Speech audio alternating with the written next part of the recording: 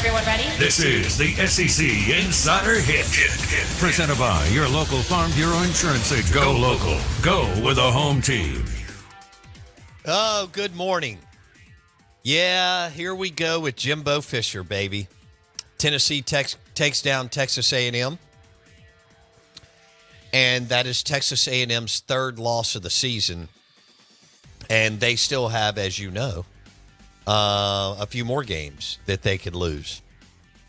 And they have to go to Oxford and to LSU. To Ole Miss and to LSU. So they're on 3. And then you ask the question, you know, what can they do or can't do? He's been terrible on the road since 2016, ranked teams, da-da-da-da. Basically, he and Kevin Sumlin have identical records this far into their tenure. Little skewed. I mean, you know, Sumlin, I don't know if it's that skewed because Jimbo has recruited better than Sumlin by about 5 spots. And he did have the number 1 class a couple of years ago. And then, Sumlin goes 11-2 in year 1 and never even thought about getting back to anywhere close to that after that.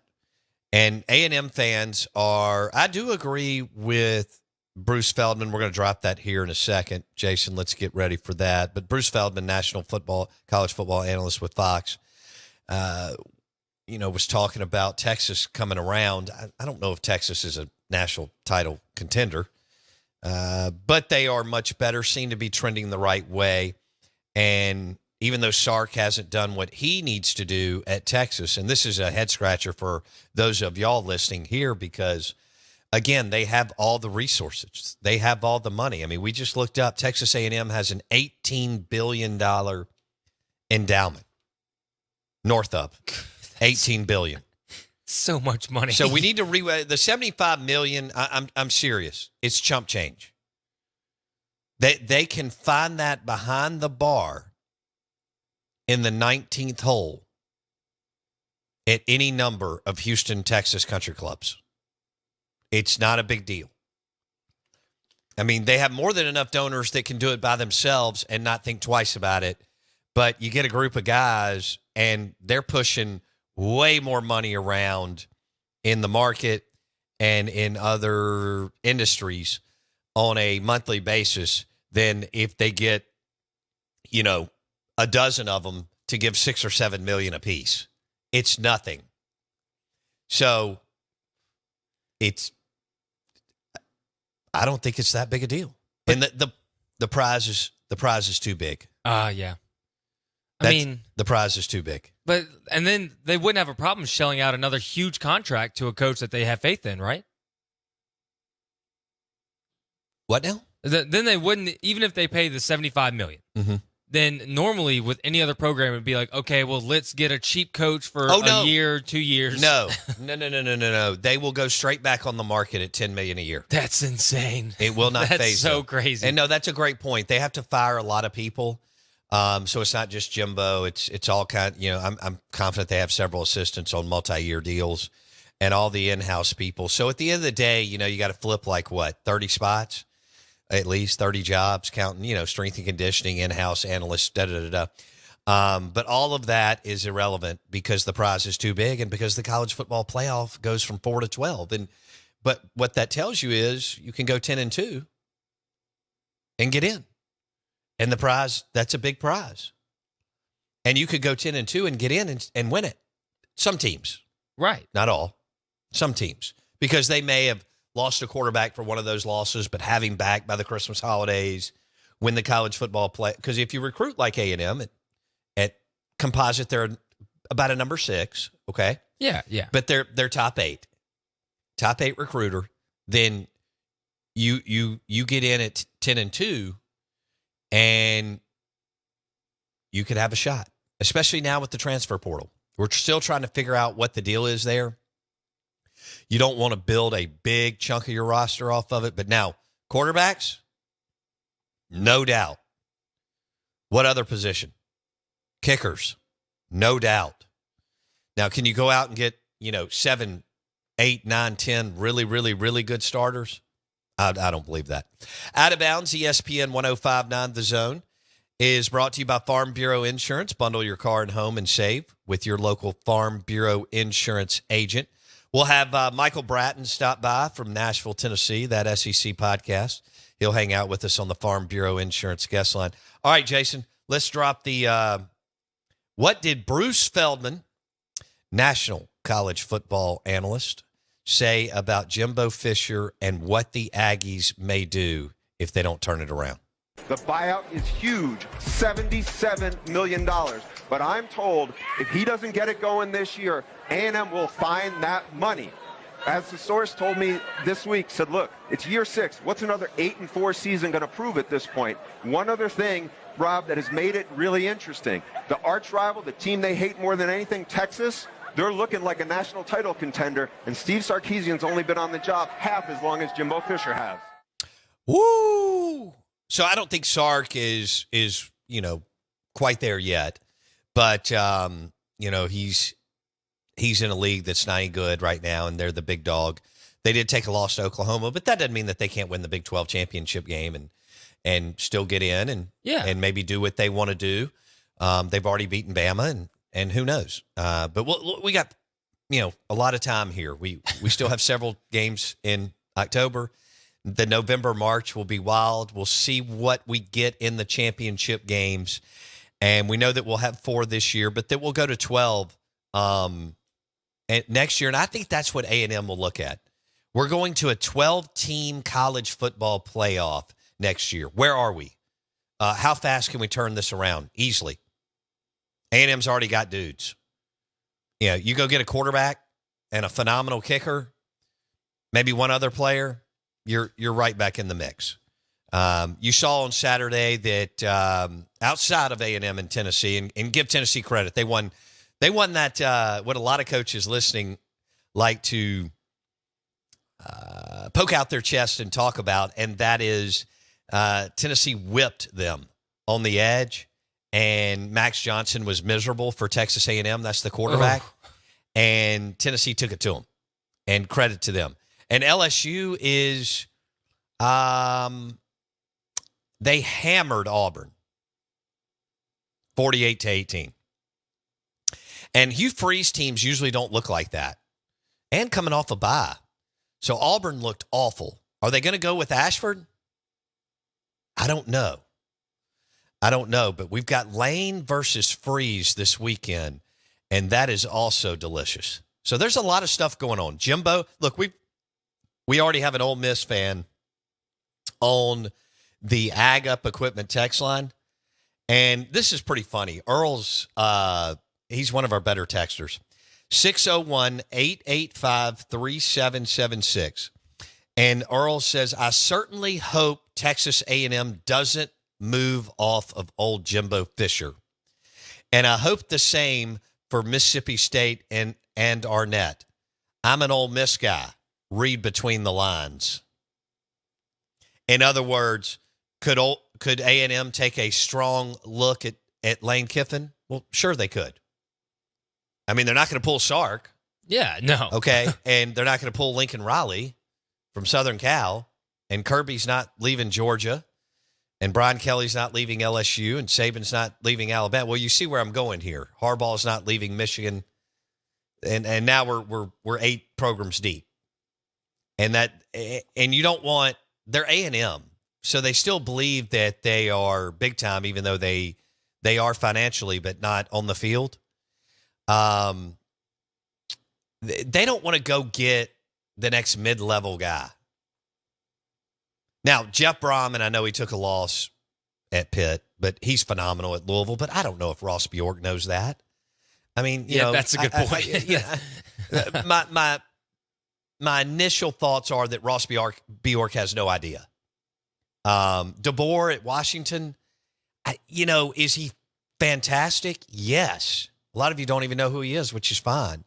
But DeBoer at Washington looks like the next dude, right? But I'm not even sure that this sounds crazy after Washington beat Oregon, and most people in this area don't care. I get it. But even after Washington beating Oregon, A&M fans don't know that. They don't know who DeBoer is. Right. Now that shouldn't matter in the grand scheme of things, and I understand that. But it may matter to Ross. Now, people know who Lane Kiffin is because he coached under Pete Carroll and Nick Saban. Right? And Lane's, gotten carried away out in the press at times, and sometimes it's worked for him and sometimes it hasn't. But because of the magic at Southern Cal in 03, 04, 05, and kind of the rehab stint under Bama, where by then we got all the games on TV, you saw Lane a lot. He was introduced to more of us. Right. The Sun Belt.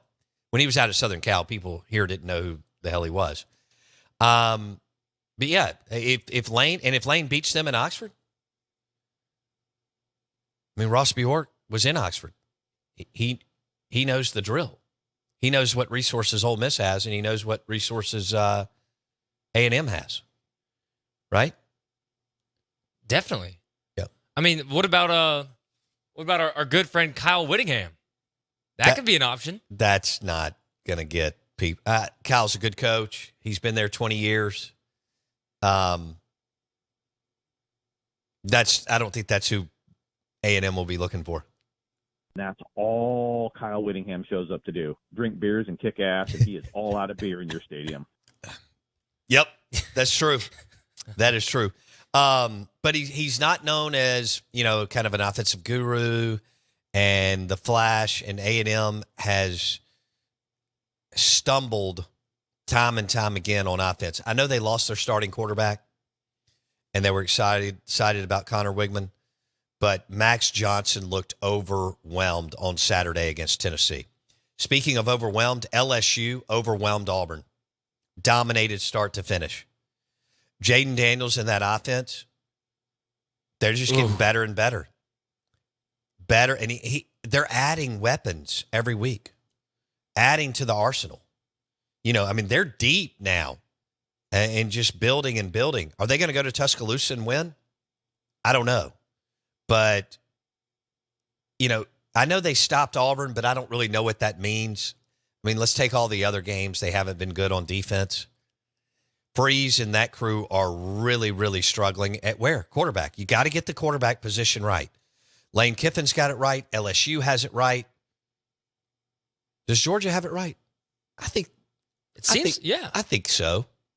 I know they're a little bit different. They don't put as much pressure on their QB as Ole Miss and LSU. I get that. Right. I mean, like KJ Jefferson's carrying Arkansas, right? Dak and Eli carried State and Ole Miss. But you could argue Penix, Washington, Boatman. Yeah. So you know where I'm going. Get the quarterback position right. I don't think most teams are going to be able to go and get, 8 to 10 top end starters in the portal. But I absolutely believe the portal is there for the quarterback position and for the kicker position. And, every now and then, and I know what Florida State did at Keon Coleman at that position. You'll see some of that. Is that going to be more of an outlier or something that you see several teams are able to do every year? I don't know. Your SEC Insider Hit this morning is brought to you by Farm Bureau Insurance. Bundle your car and home and save with your local Farm Bureau insurance agent. This is Out of Bounds, 105.9 The Zone, ESPN. Nick Saban started talking about KJ Jefferson. Arkansas made that game interesting on set. You never felt like they could win. But they made it interesting, and they play for Sam Pittman. There is something to that. There's a lot of chatter that they may move off Sam Pittman at the end of the year. Because that bout's not bad for Arkansas. I don't know. I could be talked into either way, which may not be good for Sam Pittman. I think he's done a pretty solid job. And on defense, they play their tails off, and on offense, they just don't have anything around KJ, but he's so good. This is what Nick Saban had to say about the way that KJ Jefferson plays football. When a quarterback can take a major college football player and sling him off like a gnat on a fly's ass, I mean, a fly on a gnat on a cow's ass. I mean, that was one of the most impressive plays I've ever seen a player make. Whoa. Big words. Whoa. From a big man. KJ, what are they trying to do with him? So I don't know if it's his agent has decided they want him to stay in the pocket, and they've just told Dan Enos this is what he is going to do and isn't going to do in his last year at Arkansas. I'm not sure. He has the ability to run around a lot throughout a game. Yeah. And really, really put pressure on you and make the defense strain. But he did not do that against Ole Miss. He did not do that as much as you would have thought against Alabama. That second half against BYU, now there was talk he was hurt. And I don't know if he's still kind of hurt but can play. But that second half against BYU, they didn't run him around. So I don't know if he's just said, look, I'm going to play from the pocket because that's what the NFL wants me to do, and I don't want to get hurt. But bottom line, he is a heck of a player, but just about all they got at Arkansas. They're favored by 7 points over Mississippi State this weekend. The Arkansas Razorbacks are favored over by 7 points. It was 9. May go back up, and there's talk that Will Rogers is out till Southern Miss. Who knows? Everybody's being tight-lipped somewhat. Probably not possible to do that all the way through this game. But it could be the Mike Wright show at Arkansas. What will that offense look like? He's not good at throwing the football, but he can move around. Can he make some short and intermediate throws and keep you in the game? Of course, the flip side is your defense is trending towards the worst defense in the modern era of football at Mississippi State. So maybe I shouldn't be starting with offense other than Will Rogers has been a starter for years. He was a hell of a player with Leach, and now it looks like he may be out. Some people are saying the text line until the Southern Miss game. And Arkansas's defense actually looks pretty solid. 24 points to Alabama. They scored 21. 27 to Ole Miss? Yeah, scored more points on Alabama than Ole Miss did by, 11? And more than A&M did by 1. Yeah. Not a bad... And I think KJ Jefferson's the only thing keeping Sam Pittman's job right now. It could be. And he's heading out, as you said. He'll be going to the NFL. And look, if they're going to draft Anthony Richardson, boy, I think that bodes well for KJ Jefferson. Oh, yeah. Talking about a proven dude in a much tougher division in the West than the East. I really believe that bodes well for KJ, and he could get into the league if he gets the right spot, make a lot of money. Now, Nick on the Ag Up Equipment text line said, install the Ralph offense and let's ride. You may need to score 40 as bad as your defense is. That's right. And I don't know if Mike Wright in that offense can do that. I mean, do you think you can get into a 38-35? Maybe more than that. 42-38 track meet with Arkansas because your defense is so bad in Starkville? And again, I think it's going to finish as the worst defense in the modern era. I don't see why it wouldn't. You still have Arkansas, A&M, Auburn, and Ole Miss. I think that's right. And let me make sure. It's an early morning after a beach trip. Let's go through that again. Yeah, at Arkansas. Oh, you got Kentucky too. And while Mark Stoops doesn't believe in the passing game, and Devin Leary's much worse throwing the football, and boy, Missouri embarrassed those Kentucky Wildcats over the weekend. Yeah. But still, those are games where you can give up a lot of points. At Arkansas, at Auburn, Kentucky at home, at A&M, and Ole Miss may score all. Should I quote Lionel Richie? Do you think I should, Jason? I think you should. Go for it. All night long. Man. Talking about a legendary singer. That guy's talented. Okay, so Jimbo Fisher on the hot seat. Yes, he is. I don't know. we'll see where Sam Pittman in Arkansas and Shane Beamer in South Carolina are trending. One of our listeners said A&M will go get Coach Prime. That would be good news for Ole Miss fans. Even though he gave up a 29-0 lead on Friday night. Oh. Okay. Colorado was up 29-0 against a terrible Stanford team and allowed them to come back and win in double OT. Even though they did that, Prime, with all those resources at A&M, you'd have to feel good about. Lane Kiffin, with all those resources at A&M, you would have to feel good about. After that, who's like a big name that would get A&M all hot and bothered? Again, DeBoer at Washington, no. Dan Lanning at Oregon, I don't see it. And I thought, can I ask y'all a question, especially those coaches out there? There's an epidemic of poor game management by head coaches who have now 10 full-time assistants, I don't know how many analysts, and in-house guys, and I wonder what a lot of those people do anyway. It's kind of like mid-level banking, or state and federal government. Yeah, okay, But what in the world is going on when you're on the road, but when it's 4th and 4 and 4th and 4 from the 4, kick the field goal. I understand if you got 1 foot, you feel like you can punch it in the end zone. Yeah. Great. Yeah. If you feel it's absolutely necessary to do that, or if it's 4th and a half a yard on the 4-yard line, fine. But what is Dan Lanning for Oregon doing? And why is this happening all over the... First of all, coaches are chasing points on 2-point conversions when you should never do that unless the game is on the line in the fourth quarter.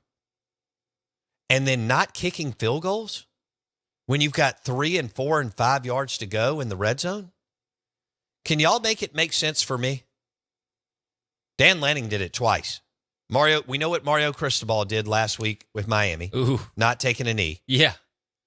But there is an epidemic of poor game management around college football. Why is it?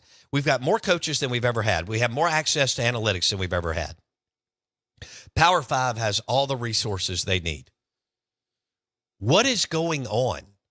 When to chase points? Like as soon as somebody misses a PAT or they're down by X, they think, we're going to go for it. We're going to go for 2 in the second quarter, in the third quarter when you don't need to. Kick the PAT.